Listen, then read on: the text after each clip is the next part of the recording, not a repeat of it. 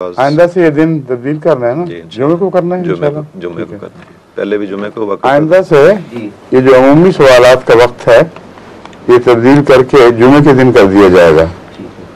और ख़वातीन और दूसरे जो हैं, हाँ कुरान करीम की क्लास ख़वातीन की तो अलग होगी, वो कब होगी? जो बच्चियों की, वो तो उसके लिए है हफ्ता और इतवार, उनमें से एक दिन है। हाँ, हफ्ता और इतवार में से एक दिन, जिस तरह छोटे बच्चों की क्लास होती है उस तरह आइंदा इसमें तो छोटे बच्चों की होगी। इस दफा वो यंग लजना है, उनका भी मुतालबा है कि हमें भी वक्त दिया जाए, जिस तरह कनाडा लगा था यंग लजना का इजलास, तो उसमें यंग लजना की जो उम्र कनाडा में मुकर्रर हुई थी वही इनको बता दें। जी ठीक है। उस उम्र की बच्चियां सारी तो नहीं आ सकेंगी इस जगह, मगर काफ़ी तादाद में आ सकती हैं, उनके साथ होगी सवाल जवाब। और उसके अलावा होम्योपैथी की क्लास तो सुबह साबिक उन्हीं दिनों में रहेगी, और तर्जुमतुल कुरान की क्लास बुध और जुमेरात को इंशाल्लाह, बुध और जुमेरात को होगी, और जुमे के दिन ये सवाल के दिन सवालात, और इन सवालात की भी मुख्तलिफ शक्लें बनाई जाएंगी आइंदा। ठीक है, क्योंकि यंग लजना के जो सवालात हैं उनको इसमें भी शामिल किया जा सकता है। ठीक है, उस पहली क्लास को, ये चूंकि उर्दू में क्लास होगी, इसमें शामिल किया जा सकता है। अगर अंग्रेजी में हो तो फिर वो हफ्ता इतवार को किसी दिन। ठीक है, ठीक है। अच्छा, अब चलें, आगे चलें। ये जर्मनी से खातून का ये सवाल है कि रमज़ान के रोज़ों के बाद जो 6 रोज़े नफली होते हैं ये क्यों रखे जाते हैं, इसकी डिटेल बताएं। जहाँ तक शवाल के रोज़ों का ताल्लुक़ है, उसमें हज़रत सल्लल्लाहु अलैहि वसल्लम का एक इरशाद और उसके मुताबिक आपकी दायमी सुन्नत, ये हैं उसकी सनद।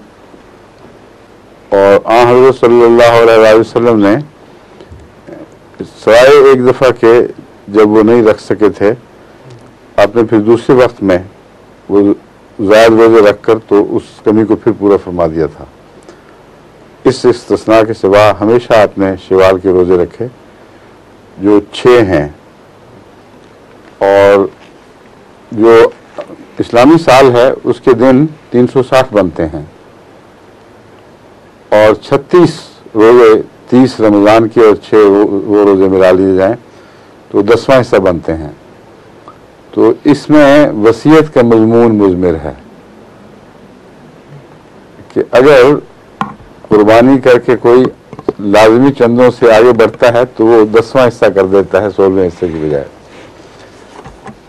तो हज़रत सल्लल्लाहु अलैहि वसल्लम की सुन्नत ही में सनद है हमारे चंदों के इस निज़ाम की भी। आपने फरमाया 30 तो फ़र्ज हैं, मगर अगर कोई ज़ायद कर दे तो 10वें हिस्से तक उसकी कुर्बानी शुमार हो जाएगी। बस ये आगे बढ़ी हुई जो अब सुन्नतुल अव्वलीन है ना, उनकी मिसाल है। उनकी पैरवी में जो इस ज़माने में कर सकते हैं वो भी उनके साथ इस नेक सुन्नत में शामिल हो सकते हैं। तो नेकियों में आगे बढ़ने की और नवाफिल के तौर पर नेकियों में इजाफा करने की जो आम सुन्नत रसूल सल्लल्लाहु अलैहि वसल्लम से साबित है, ये उसका एक जुज़ है, कोई नई अलग चीज़ नहीं है। हुज़ूर सल्लल्लाहु अलैहि वसल्लम सुन्नतों में हमेशा नवाफिल को जमा किया करते थे और नवाफिल को फिर बढ़ाते चले जाते थे। ये एक मिसाल है, मगर इसके अलावा भी रोज़े रखने की मिसालें हैं जो ज़ायद नवाफिल हैं। तो मालूम होता है ये जो नफल है ये ज़्यादातर अमूमियत रखता है और ज़्यादा से ज़्यादा लोगों को शामिल होने की दावत है। दीगर नफली रोज़े जो हैं वो इसी की अगली मंजिल हैं, लेकिन निस्बतन कम लोगों को तौफीक मिलती है। एक हदीस के अल्फाज ऐसे हैं जो बहुत तवज्जो तलब हैं। हज़रत सल्लल्लाहु अलैहि वसल्लम ने फरमाया कि जो ये करेगा गोया उसने सारा साल रोजे रखे। बस इसको गौर से देखें।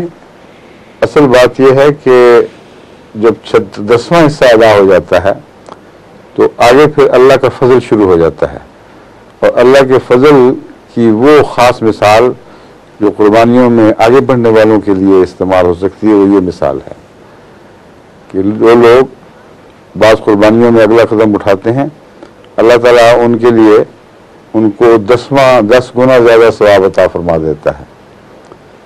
तो 1 और 10 के सवाब की निस्बत इसमें शामिल हो जाती है।